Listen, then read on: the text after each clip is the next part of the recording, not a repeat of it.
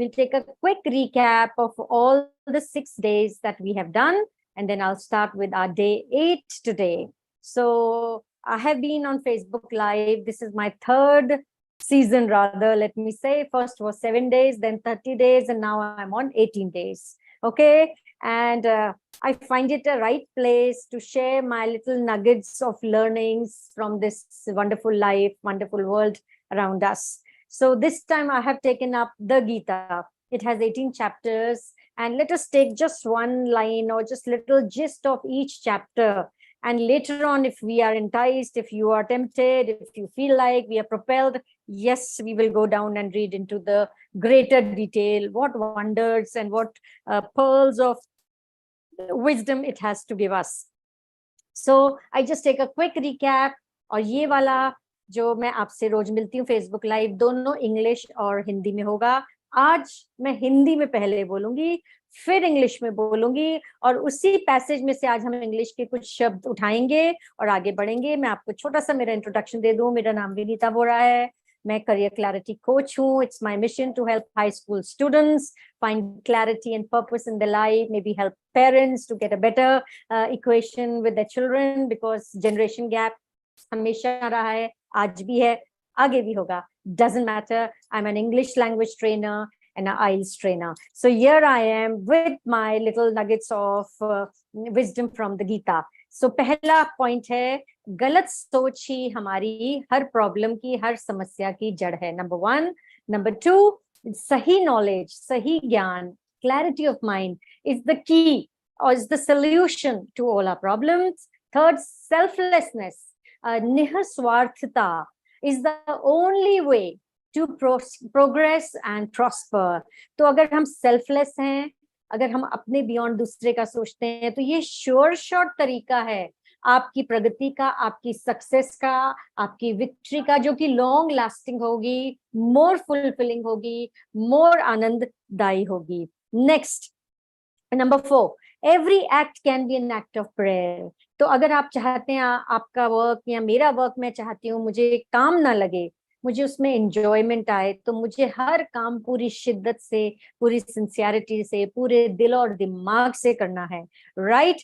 तभी मैं उसमें आगे बढ़ सकती हूँ. नेक्स्ट है, renounce the ego of individuality and rejoice in the bliss of infinity. हमको अपनी ईगो को, अपनी अहम को, मेरा को त्यागना है.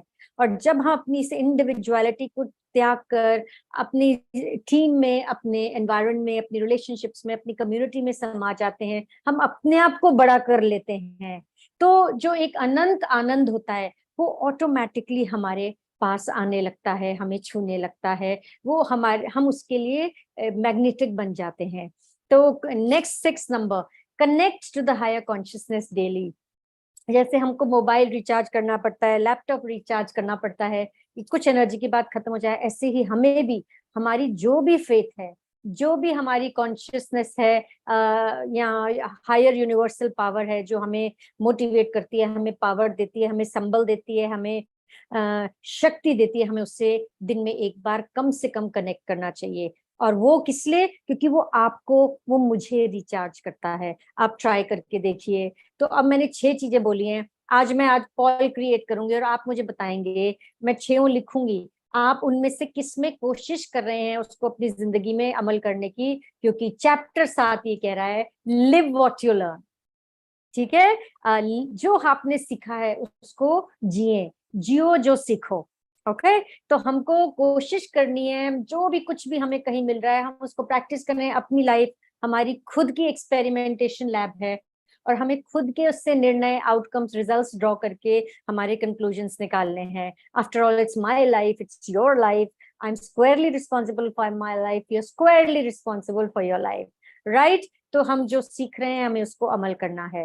तो इन 6-7 में से आप क्या, किसी चीज ने आपको ज्यादा प्रभावित किया, किसी एक अध्याय ने, किसी एक चैप्टर ने आपको लगाया, समझ में आया कि नो दिस, आप इस पे ज्यादा सोच सकते हैं, आप इसको कुछ कर सकते हैं, ये आपकी जिंदगी से ज्यादा एंगेज हो रहा है. अब हम आज के चैप्टर पे चढ़ते हैं, वो है chapter 8, never give up on yourself.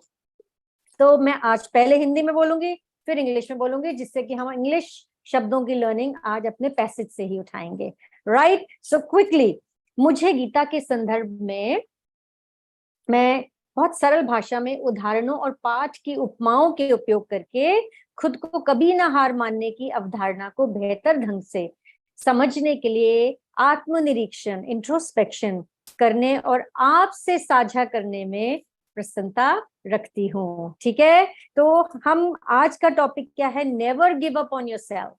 I think अगर मुझे पता होता गीता भी ये सब ज्ञान दे रही है तो इतना मोटिवेशन बुक्स हम पढ़ते हैं, ये हमें और भी पहले पढ़नी चाहिए थी। जब जागे तब सवेरा। ओके, तो never give up on yourself. आपको अपने आप पर कभी गिव अप नहीं करना चाहिए। आपके समाज में, आपके एनवायरनमेंट में, आपके आसपास वाले आपको कितना ही कुछ कह लें, भर्त्सना कर लें या न करें, प्रेस करें या न करें, वैलिडेट करें या न करें, आपको अपने आप पे गिव अप नहीं करना है, right. That is more important. The Gita जो एक बहुत आध्यात्मिक और दार्शनिक ग्रंथ है, तो जो गीता है ये आध्यात्मिक है और ये फिलोसफिकल है और स्पिरिचुअल ग्रंथ है। तो मैं खुद को कभी न छोड़ने की अवधारणा इस विचार को संदर्भित करती है। तो जो अंग्रेजी बोलते हैं और हिंदी नहीं जानते, कृपया हिंदी के शब्दों को भी, इनसे भी जुड़े और अपनी हिंदी भी अच्छी करें। हमारी मातृभाषा है, तो हम अंग्रेजी सीखते हैं और उसको फाइन ट्यून करते हैं, इतनी ब्यूटीफुल इंग्लिश बोलना चाहते हैं, तो हिंदी तो मातृभाषा है, इसको भी ब्यूटीफुल कर लेते हैं, क्यों नहीं। तो अवधारणा, छोड़ने की अवधारणा विचार, सोच, समझ को संदर्भित करती है, कंटेक्चुअल करती है कि किसी को जीवन में कठिनाइयों या चुनौतियों का सामना करते हुए भी खुद पर आशा या विश्वास नहीं खोना चाहिए। यह शिक्षा व्यक्तियों को अपनी आंतरिक शक्ति और क्षमता पर विश्वास करने और बाधाओं के माध्यम से दृढ़ रहने के लिए प्रोत्साहित करती है। और अब आप कुछ इसकी उपमाएं लेते हैं, आप इसके कुछ उदाहरण लेते हैं। तो सबसे पहले हमें पता है गीता क्यों लिखी गई थी, अर्जुन की दुविधा थी, तो कृष्ण जी उनके सार्थक बनते हैं, सारथी बनते हैं और उनको ज्ञान देते हैं जिससे कि वो जिस कर्म के लिए तैयार हुए हैं वो उसको पूर्णतया से निभाएं और करें। तो अर्जुन की दुविधा, उसका डिलेमा क्या है? भगवत गीता में योद्धा अर्जुन को कुरुक्षेत्र के युद्ध के मैदान में एक नैतिक और भावनात्मक संकट का सामना करना पड़ता है। बिलीव मी, आज के समाज में हम लोग भी कई बार अपने एथिकल कॉन्फ्लिक्ट में आते हैं, अपने मॉरल कॉन्फ्लिक्ट में आते हैं। तो मैं एक बार फिर दोहरान करूंगी, मैं हमेशा कहती हूँ आपका अपना एक निजी वैल्यू सिस्टम होना चाहिए, तो वो आपको स्टील देता है जीने के लिए, आपको एक गंतव्य देता है, एंड जिंदगी बिलीव में सरल हो जाती है। नहीं दिया है तो सोचिए, विचारिए और अपने आप को एक वैल्यू सिस्टम दीजिए और उस पर अडिग रहिए, उसके लिए जिए।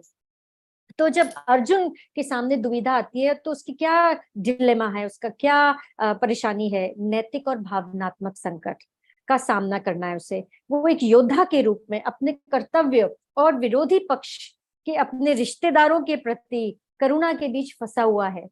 ओके, टू डू और नॉट टू डू, अपने रिश्तेदारों को कैसे मारे। वो योद्धा है, उसका कर्म है युद्ध करना, परंतु अब वो भाव में आ गया है तो उसके पैर भारी हो जाते हैं।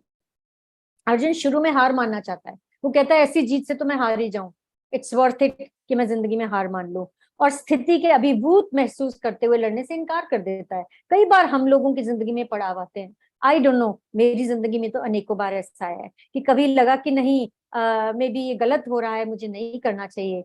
पर आपको जब भी जिंदगी में ये आए तो आपको ऐसे शायद निर्णय लेना है और आगे बढ़ना है।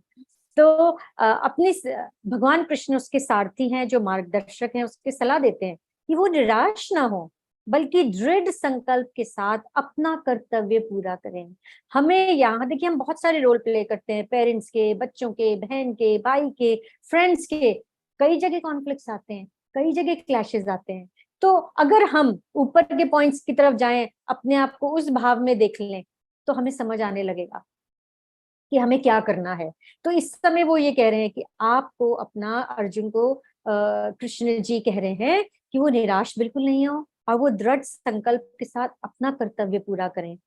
कृष्ण ने अर्जुन को अपने संदेहों और भय से ऊपर उठने के लिए कहा कि we should rise above our fears and our doubts and dilemmas, और उसे सिखाया कि कठिन निर्णयों का सामना करने पर भी कभी भी खुद से हार ना माने।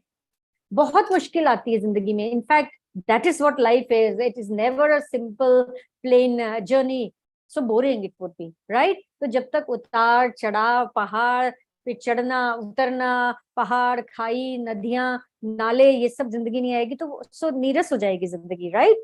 तो अर्जुन को वो कह रहे हैं कि जब आपको कठिन निर्णय का सामना करना है तो आप अपने आप से हार नहीं माने, आप अपने आप से ट्रूथफुल रहें।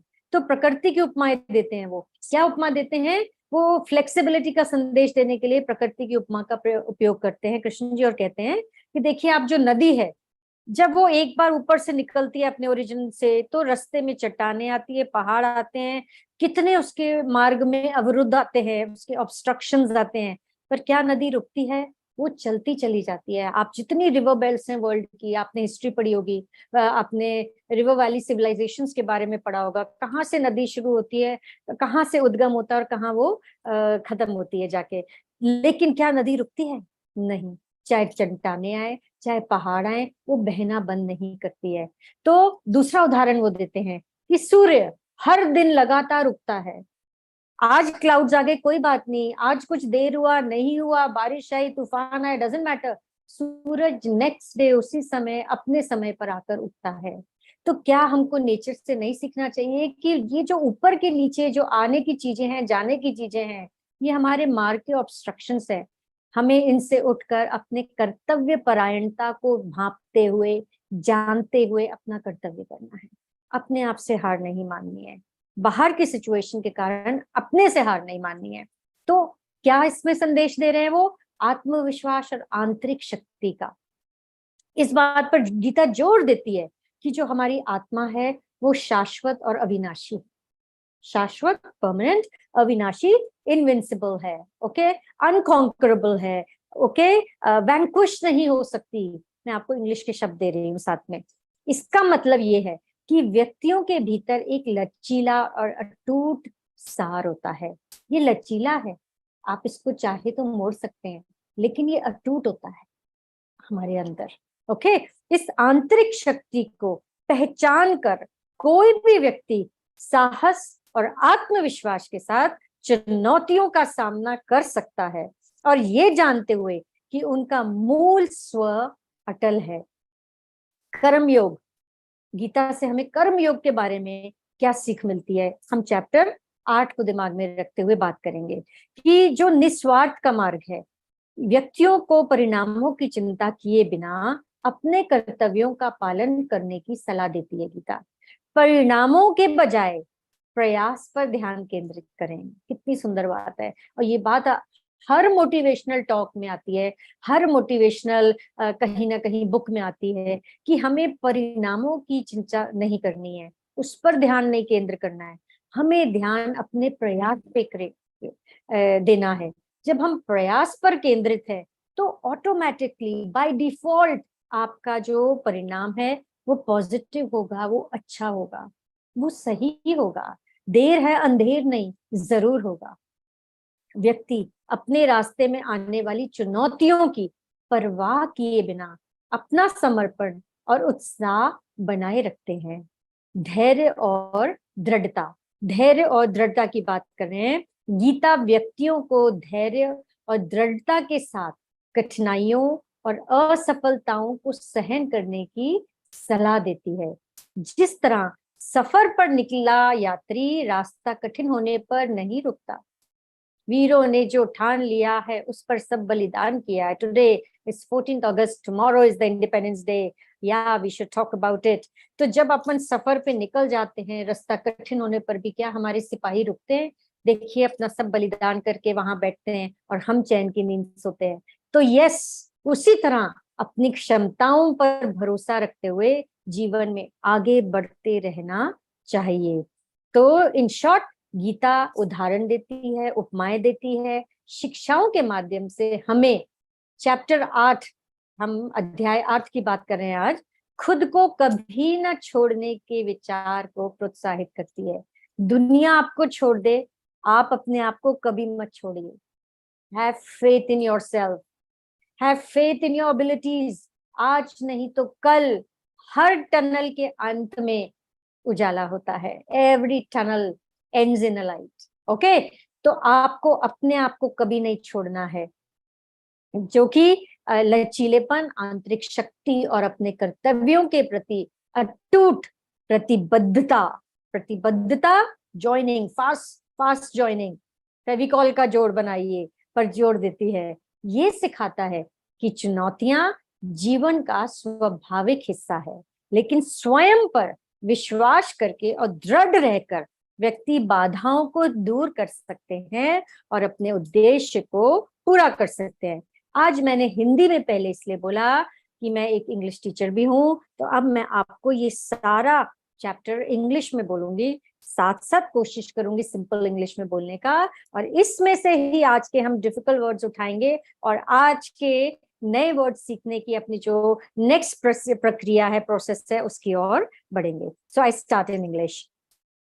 I am happy to introspect and speak aloud to better understand the concept of never give up on yourself in the context of the Gita, and we will use simple language, examples and analogies from the text.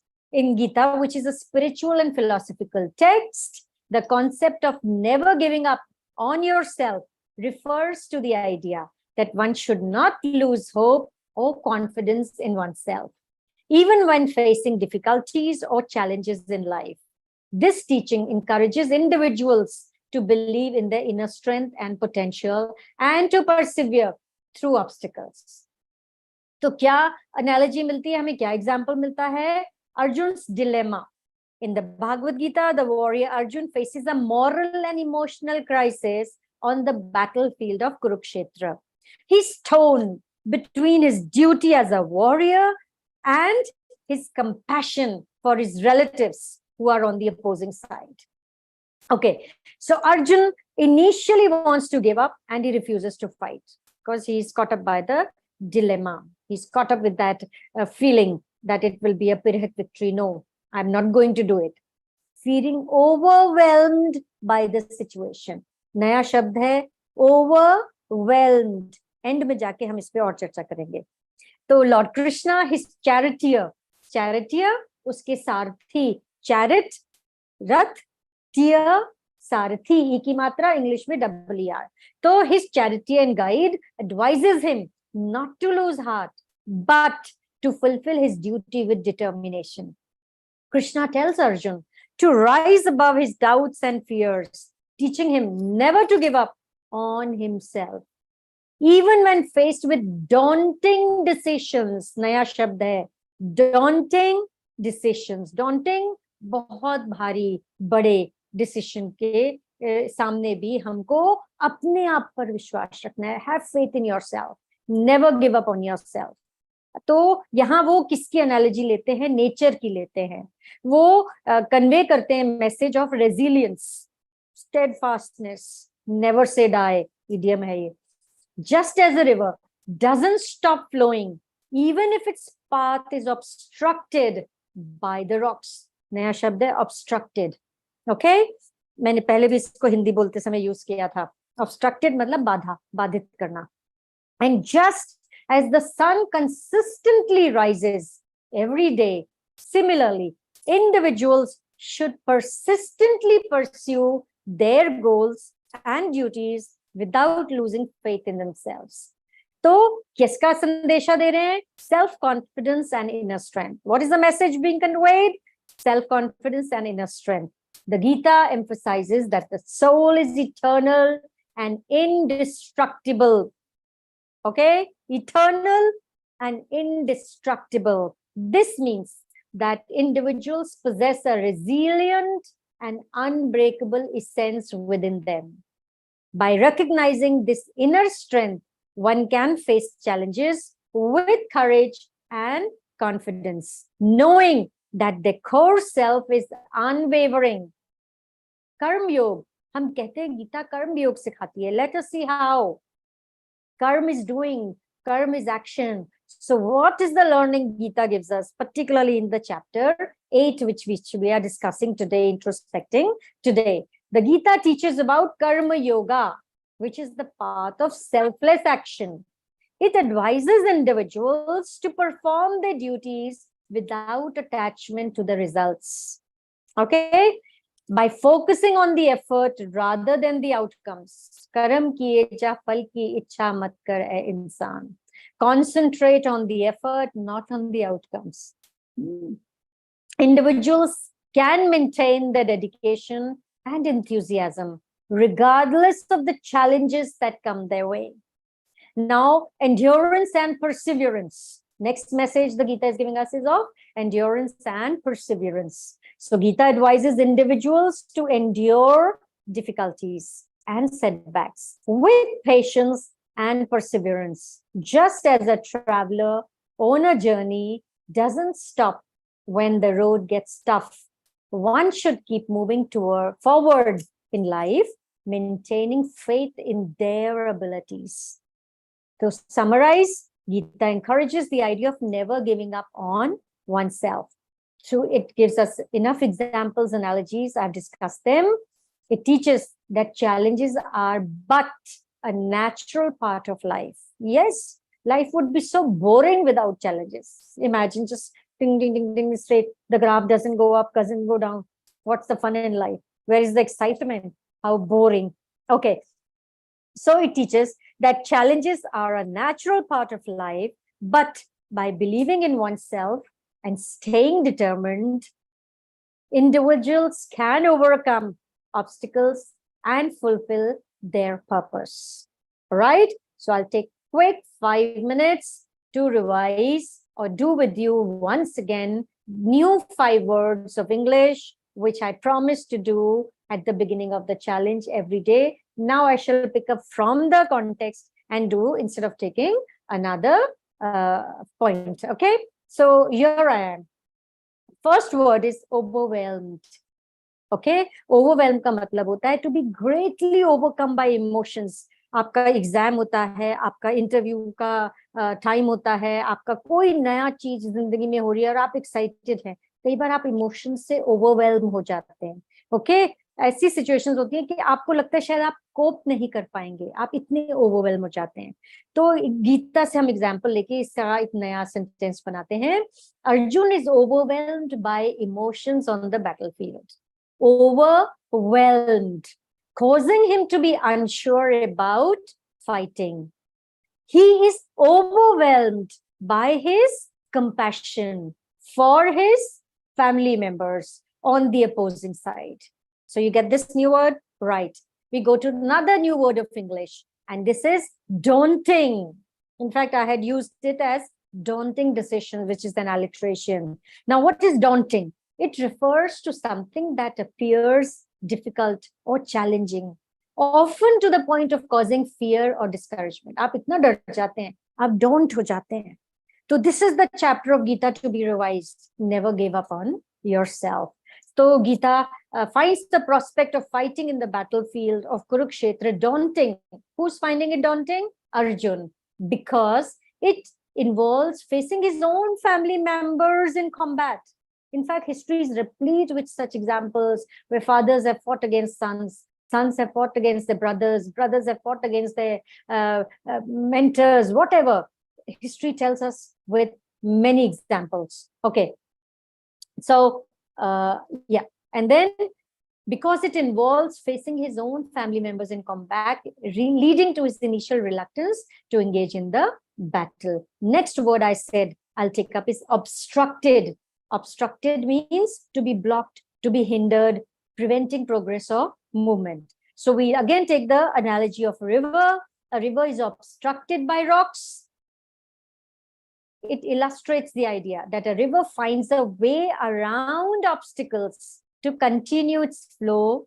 Individuals should overcome obstructions in their path and continue their journey. So you have learned overwhelmed. Try and use it. Overwhelming. Oh, things are so overwhelming. Oh, I am overwhelmed. You can change the tenses. Daunting. Oh my God, this is daunting. Learning English is daunting. No, it is not.